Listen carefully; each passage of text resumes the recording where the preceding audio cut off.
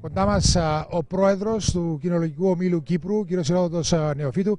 Κύριε Νεοφύτου, βρισκόμαστε σε μια, θα έλεγα, καταπληκτική έκθεση, θα την ονόμαζα. Ένα διαγωνισμό που τουλάχιστον για μας που τώρα ξεκινούμε είναι πρωτόγνωρη, πρωτοφανής. Θέλω να μας πείτε λίγα λόγια για αυτό εδώ τον θεσμό, για αυτό τον διαγωνισμό. Πρώτα απ' όλα να σας ευχηθώ καλή επιτυχία στο έργο σας, στο αρχικό σας ξεκίνημα. Ο Κοινολογικός Όμιλος Κύπρου είναι η ανώτατη κοινολογική αρχή της χώρας. Προσπαθούμε με κάθε μέσον και δυνατόν που έχουμε στα χέρια μας να προωθήσουμε την κοινολογία στην Κύπρο. Οι εκθέσεις μορφολογίας έχουν σκοπό να αναδείξουν τα καλύτερα μορφολογικά σκυλιά. Γίνονται κάποιες διοργανώσεις για σκυλιά κυνηγετικών ικανοτήτων σε κάποια άλλα τερέν και κάποια σκυλιά διαγωνίζονται για αγώνες εργασιακών ικανοτήτων που αφορούν προστασία χώρων, ατόμων και ούτω καθεξής. Ο Κοινολογικός Όμιλος Κύπρου διοργανώνει μια έκθεση διεθνή σήμερα στον χώρο αυτών και έχουμε ακόμα 2 διεθνείς εκθέσεις που διοργανώνονται αύριο και μεθαύριο σε συνεργασία με 2 χώρες, την Μολδαβία και τη Βουλγαρία.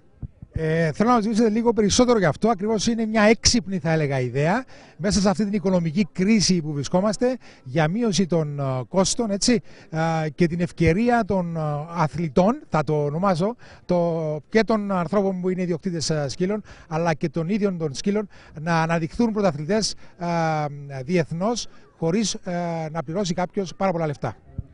Δίνεται η ευκαιρία σε πολλούς συμμετέχοντες το διήμερο αυτών να εξασφαλίσουν τον τίτλο του πρωταθλητή μορφολογίας Βουλγαρίας, πρωταθλητή μορφολογίας Μολδαβίας και διεθνή πρωταθλητή, λόγω του ότι είναι 3 διεθνείς εκθέσεις, χωρίς να ξοδέψουν περισσότερα λεφτά.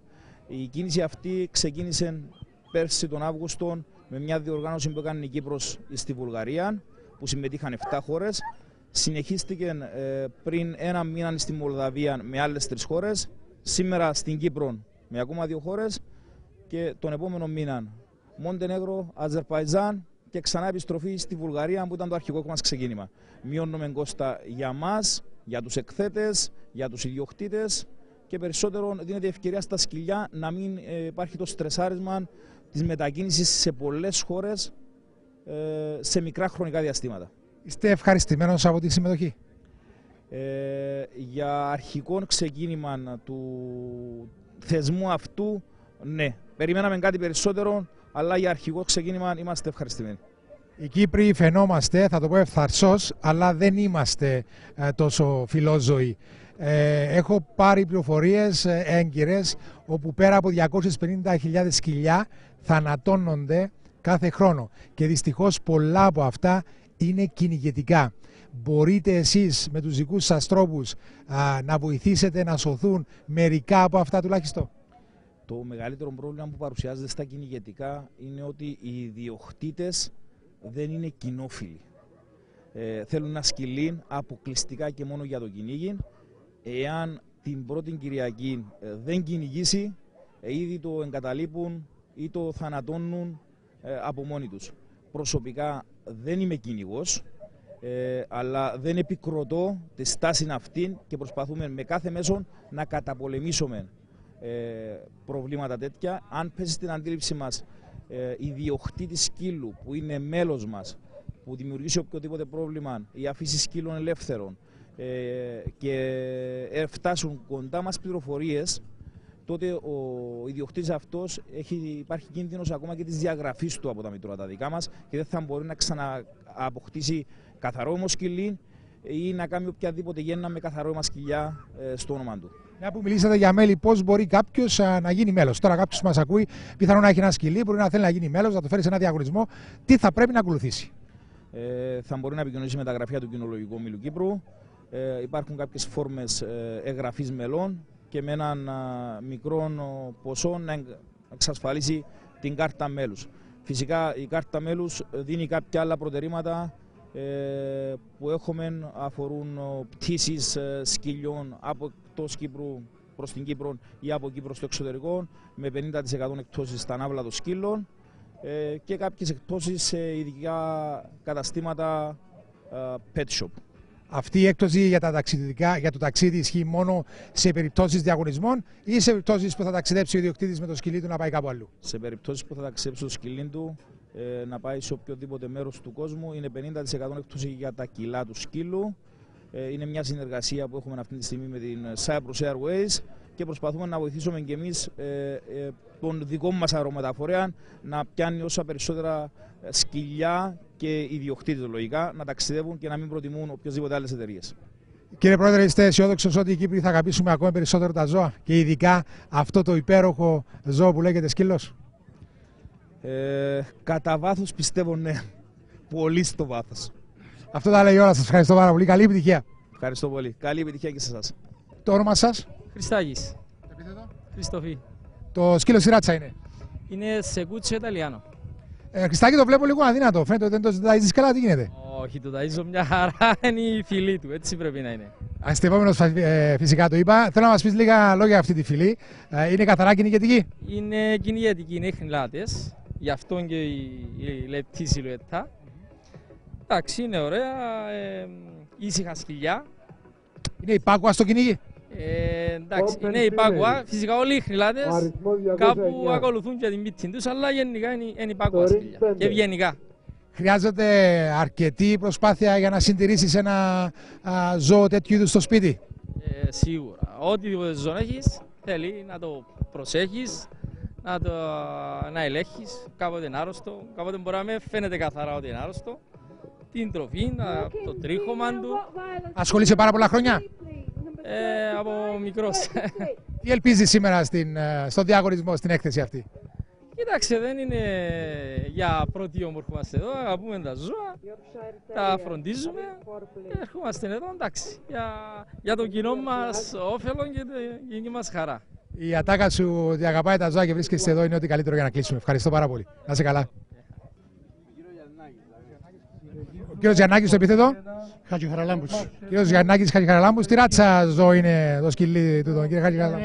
Γιούρα. Μπρούνο ντε Γιούρα. Μπρούνο ντε Γιούρα. Είναι κυνηγετικός σκύλος.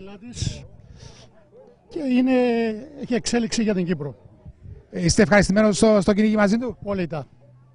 Απόλυτα και έχει μέλλον.